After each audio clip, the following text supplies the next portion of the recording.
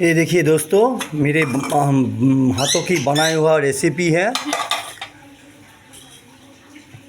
आज मेरे घर पे जन्मदिन का ये रेसिपी बनाया हुआ है। सब कुछ मेरे हाथों पे बनाया हुआ है मैंने। अगर आप लोगों को पसंद आए, लाइक, वीडियोस, शेयर, कमेंट्स ज़रूर कीजिएगा दोस्तों। Good afternoon. देखिए दोस्तों, सब कुछ है।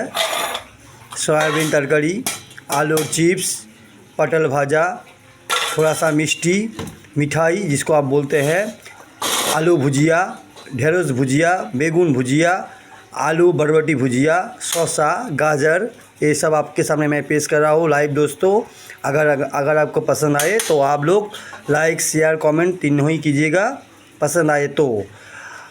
गुड आफ्टरनून বন্ধুগণ।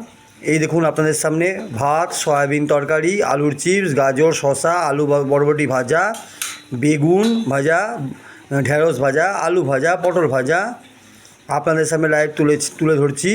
আজকে আমাদের ঘরে একজন স্পেশাল মানুষের জন্মদিন, সেই কারণে লাইভ তুলে ধরলাম আপনাদের সামনে। আপনারা দেখতেই পাচ্ছেন। যদি ভালো লাগে লাইক, শেয়ার, কমেন্ট তিনটাই করবেন। Tata, bye bye.